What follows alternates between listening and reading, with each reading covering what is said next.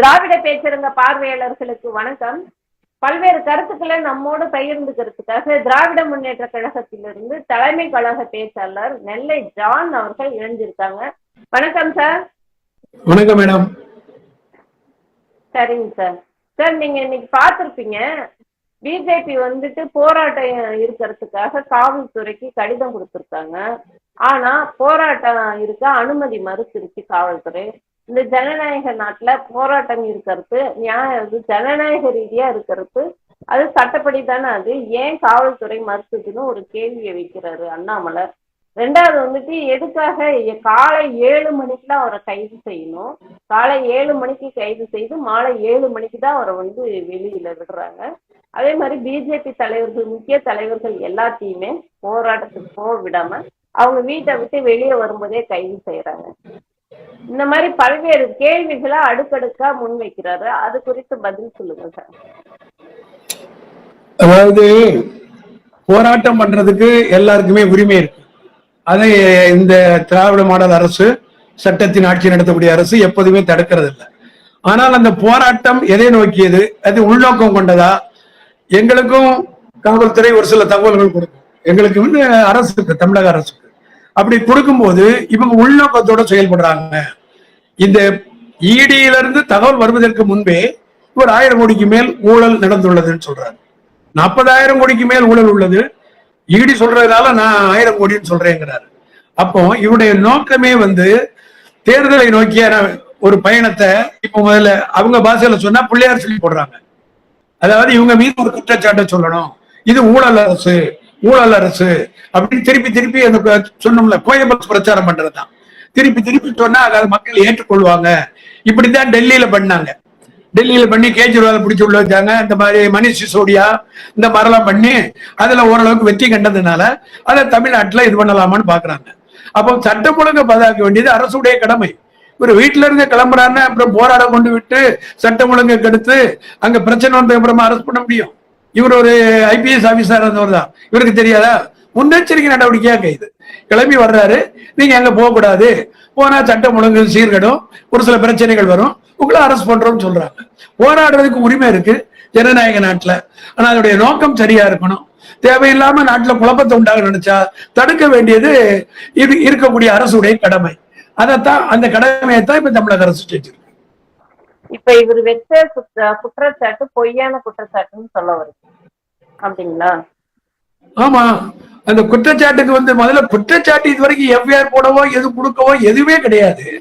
சொல்றதுக்குள்ளே போராட்டம்னா, சொல்றதுக்குள்ளே போராட்டம் நடத்த முடியுமா? அப்படியான குற்றச்சாட்டு இவரே சொல்றாரு. அந்த பேட்டியை நீங்க கவனிங்க. 40,000 கோடிக்கு மேல ஊழல், நான் ஒரு பொறுப்பான மாநில தலைவரா, அதனால 1000 கோடின்னு சொல்றாரு. 39,000 கோடியை குறைச்சுக்கிட்டாராம். இது பாருங்க, ஜோக் இல்லையா? ஜோக் அடிக்கிறார். அதனால இவர ஈடி சொன்னதை விட கூட சொல்லக்கூடாதான். இவருக்கு தெரியுமா 40,000 கோடியா? அப்ப என்ன இதுல ரகசியம் இருக்கு? உங்களுக்கு ஈடிக்கு என்ன ஒப்பந்தம் இருக்கு? நாங்க இப்படி சொல்லுவோம், நீங்க அதை வச்சு போராட்டம் பண்ணுங்க அப்படின்னு சொல்லி இவரு சொல்றாரு. பொய்யான குற்றச்சாட்டு அதுல பேசும்போதே சொல்றாரு. அப்படி இல்லைன்னா இவங்க எஃப்ஐஆர் போடுவாங்க, உள்ள போட்டும் வரட்டும், இது பண்ணட்டும். அப்படி என்னங்கய்யா? உடனே சொல்றாரு, அண்ணா இவர் செந்தில் பாலாஜி என்ன பெரிய புரிதரா? அவர் 1.5 வருஷம் உள்ள ஒருவர் வழக்கில் இருந்ததனால் அவர் குற்றவாளியா, இல்ல குற்றம் சுமத்தப்பட்டதனால் குற்றவாளியா? நானும் ஒரு வழக்கறிஞர் தான். அப்படியெல்லாம் கிடையாது. குற்றம் சுமத்தப்பட்டதுனால யாரும் குற்றவாளி கிடையாது.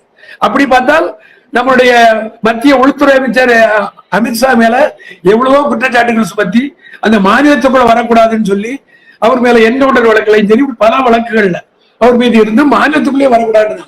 அப்புறம் உத்தரப்பிரதேசல கொலை குற்ற வழங்கெல்லாம் இருந்துச்சு. அந்த தீர்ப்பு சொல்ல இருந்த நீதிபதி முந்தின நாள் செத்து போயிட்டாரு.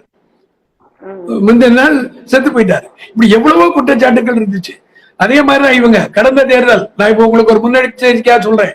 கடந்த தடவை நம்ம அண்ணன் ஆர் ராசா மீதும் அக்கா கனிமொழி மீது சொன்னாங்க, என்னன்னு 1,76,000 கோடி எத்தனை சைபர்னு தெரியுமா அப்படின்னு சொல்லிக்கிட்டே இருந்தாங்க.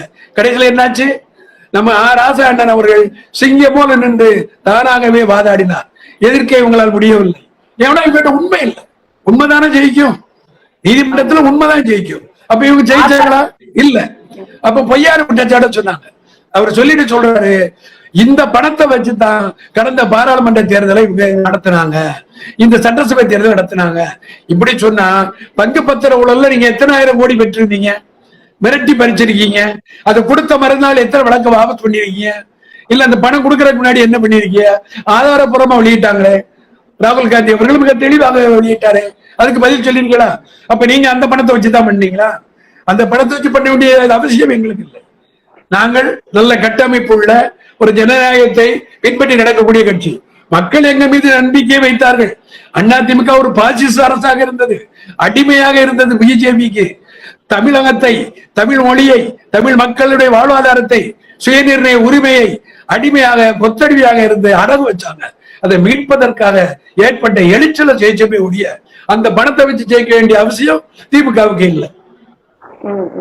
இப்ப அவர் சொல்றாரு, நாங்க வந்துட்டு ஃபர்ஸ்ட்ல இருந்தே செந்தில் பாலாஜி மேல அவர் வந்து ஒரு குற்றவாளி, அந்த குற்றவாளியை வந்து அந்த அமைச்சரவை பொறுப்புல இருந்து நீக்க சொல்லிட்டு இருக்கோம்.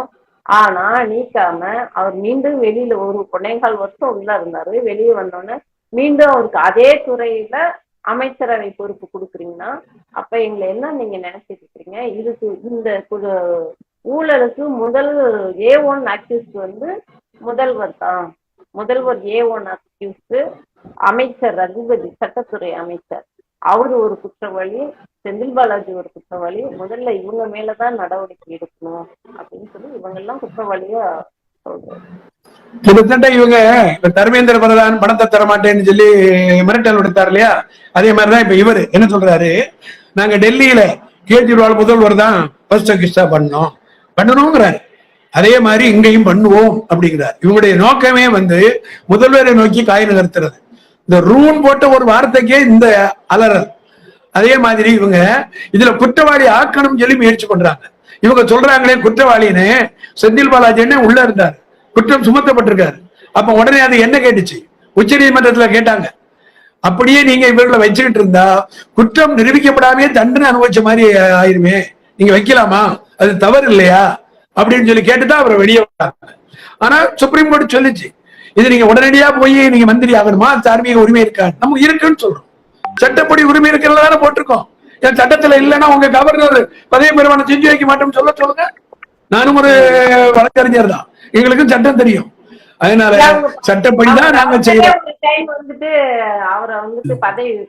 கவர்னர் உங்களுக்கு தெரியும், கவர்னர் அவரை நம்ம நாராயண் ரவின்னு சொல்றதை விட நான் கூட அவரை என்கிட்ட அன்னைக்கு ஒருத்தர் ஜோவியாலா சொன்னாரு, அவரு RSS ரவி, ஹிந்தியுடைய பிஜேபி தலைவர்னாரு.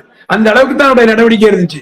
அப்படிப்பட்ட கவர்னரே அந்த மாதிரி செய்யக்கூடியவர் 2 நாளைக்கு முன்னாடி சொல்வாரு, பெண்கள் வாழறதுக்கு நல்ல மாநிலம் தமிழ்நாடு, வடகிழக்கு மாநிலங்கள் இருந்து மாணவிகளுக்கு வந்து படிக்கிறாங்க.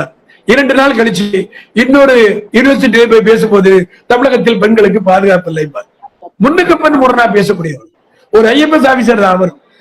இவங்க IPS IFS எல்லாம் படிச்சுட்டு ஒரு சில அசைன்மெண்டோட திட்டமிட்டபடி நாக்பூர்ல இருந்து அனுப்பப்பட்ட ஆட்கள் இவங்க எல்லாம். அதனால இவங்க சொல்றதுல எந்தவித உண்மையும் இல்லை. சட்டப்படி நீங்க போடுங்க, நாங்க சந்திக்கிறோம்.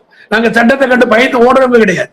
சட்டத்தை கண்டு விசாவில எல்லாம் அதை ஞாபகப்படுத்துறேன் உங்களுக்கு. கலைஞர் அவங்கள்ட்ட வர்றாங்க, வாங்க நான் இருங்க, நான் ட்ரெஸ் மாத்திட்டு வர்றேன், என்னை அரெஸ்ட் பண்ணுங்க. உங்களை அரெஸ்ட் பண்ண வரல, உங்க பையனை அரெஸ்ட் பண்ண வந்தவங்கிறாங்க. அவர் இல்லைங்க, மதுராந்தகத்துக்கு ஒரு மீட்டிங் போயிருக்காரு, வந்த உடனே நானே சொல்றேன். வந்த உடனே கூப்பிட்டு போன் பண்ணி சொல்றாரு, என் மகன் வந்துட்டான், வாங்க இப்ப நீங்கன்னு சொல்லி. அந்த மாதிரி எதையும் சந்தித்து பழக்கப்பட்டவர்கள், நேருக்கு நேராக சந்தித்து பழக்கப்பட்டவர்கள், எதை கண்டும் நாம் பயந்தவர்கள் அல்ல. சார்ஜ் கோட்டையில் இருந்து கொண்டு செங்கோட்டைக்கு நாம் பயந்ததே அல்ல. சார்ஜ் கோட்டை போனாலும் பரவாயில்லை என்று செங்கோட்டையை பல முறை அதிர வைத்தவர்கள் நாங்கள் இதற்கெல்லாம் பயப்பட போறதில்லை. அவர்கள் சொல்வது பொய்யான குற்றச்சாட்டு, திட்டமிட்ட குற்றச்சாட்டு, வேண்டும் என்றே கோயபல்ஸ் பிரச்சாரம் பண்றாங்க. சரி சரி. இப்போ இது FIR போட்டாங்களா நாங்க கைது செய்யறதுக்குன்னு சொல்லிட்டு நீங்க கேக்குறீங்க. அப்போ இவங்களுக்கே இவர் ஒரு IPS அதிகாரி அண்ணாமலை, அவருக்கு தெரிஞ்சிருக்கணும் இல்ல. ஃபர்ஸ்ட் நாள் வந்து EB வந்து ரைடு விடுது, அடுத்த நாளே வந்து போராட்டம் இருக்கிறோம்னு சொல்லி இருக்கிறாங்க. அப்போ ரைடு விட்ட EBய சட்டப்படி தானே கோர்ட்ல தானே சந்திக்கணும்.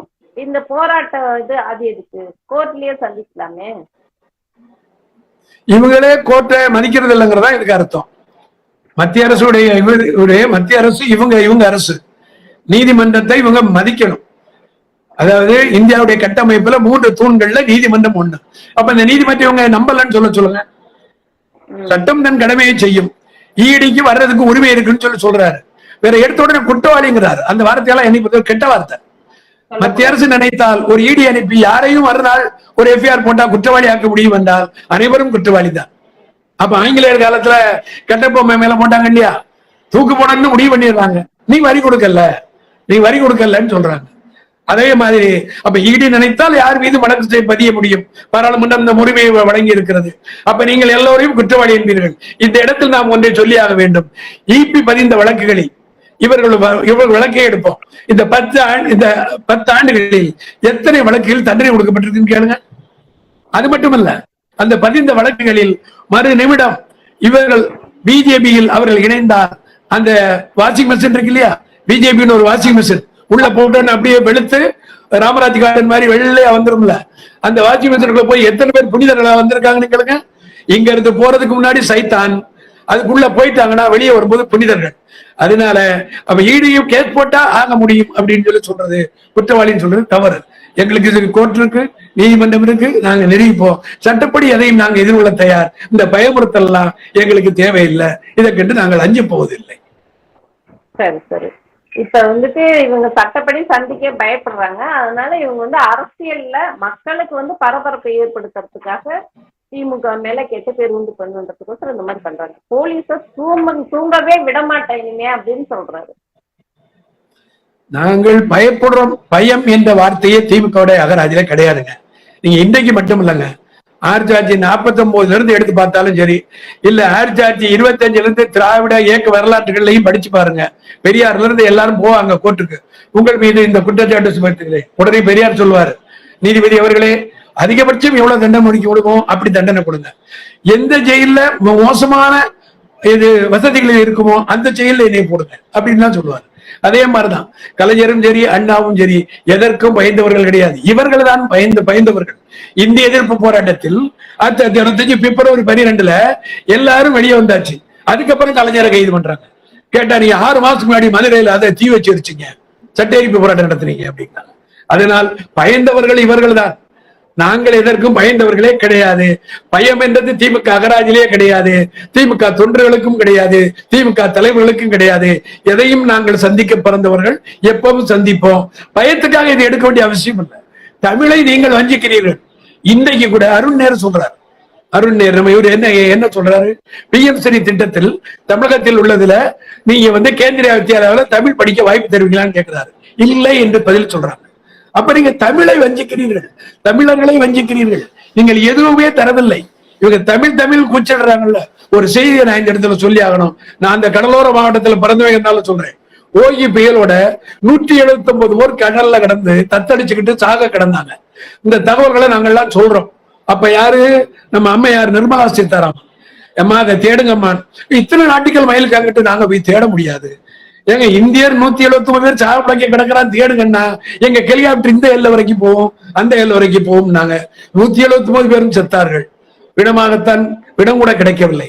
அதனால் அதே நேரத்தில் ஓபிஎஸ் தம்பி ராஜா பெரிய குளத்தில் இருந்து சென்னை அப்போலோ ஆஸ்பத்திரிக்கு செல்ல வேண்டும், ராணுவ ஹெலிகாப்டர் அழைத்து செல்கிறது. அப்போ ஓபிஎஸ் உடைய தம்பியை விட அந்த 179 பேருடைய உயிர் கேவலமானதா? உங்களுக்கு அவ்வளவு துச்சமாக தெரிகிறதா? இதுல என்ன தெரிகிறது உங்களுக்கு? அவர்கள் அடிமைகளுக்காக எது வேண்டாலும் செய்வார்கள். இதுதான் நம்மளுடைய வாடிக்கை. அதனால் நாங்கள் சொல்லுகிறோம், சட்டத்தின்படிதான் நாங்கள் எல்லாம் செய்கிறோம். பயம் என்பது உங்களுக்கு எப்போதுமே கிடையாது. ரூ என்பது நீங்கள் தமிழை வஞ்சித்தீர்கள், தமிழர்களை வஞ்சித்தீர்கள். நிர்மலா சீதாராமன் பாராளுமன்றத்தில் பேசினார். என்ன சொன்னார் அவர்? தமிழை வைத்து பிச்சை கூட எடுக்க முடியாது. இந்த வார்த்தையெல்லாம் எவ்வளவு மோசமான வார்த்தை.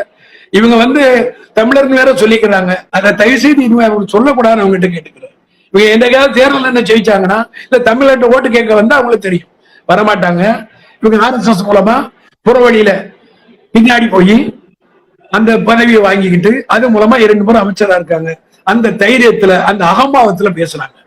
எதை கேட்டாலும் இப்படித்தான் சொல்றாங்க. பணத்தை கேட்டாலும் இப்படித்தான் பேசுறாங்க. தூத்துக்குடிக்கு வந்தப்ப இந்த பணத்தை கேட்டாங்க. எங்க பேரிடர் வந்திருக்கு, எங்க மக்கள் எல்லாம் தவிக்கிறாங்க, வெள்ளம் காடா இருக்கு, ஏதாவது பணம் கொடுங்கன்னா அங்க இருந்துகிட்டு திருச்செந்தூர் உண்டியல்ல நீங்க பணத்தை போடாதீங்க, இந்த தட்டுல பணத்தை போடுங்க. ஆமா. அவளுக்கு அவ பிரச்சனை தான் முக்கியம். தமிழக அவங்க பிரச்சனை பிச்சை அவனுக்கு முக்கியமே இல்லை. அவங்க பிச்சை எடுக்கிற வேலையை நம்ம பார்க்கறாங்க. அவங்களே பாக்குறாங்க. அதனால நம்மளுக்கு பயம் என்பது கிடையாது. அந்த வார்த்தையே எங்க அகராதியில் கிடையாது. நாங்கள் அதை கண்டுகொள்வதும் கிடையாது. எதையும் சந்திப்போம். நல்லது சார், நல்லது. நன்றி, வணக்கம். நன்றி, நன்றி.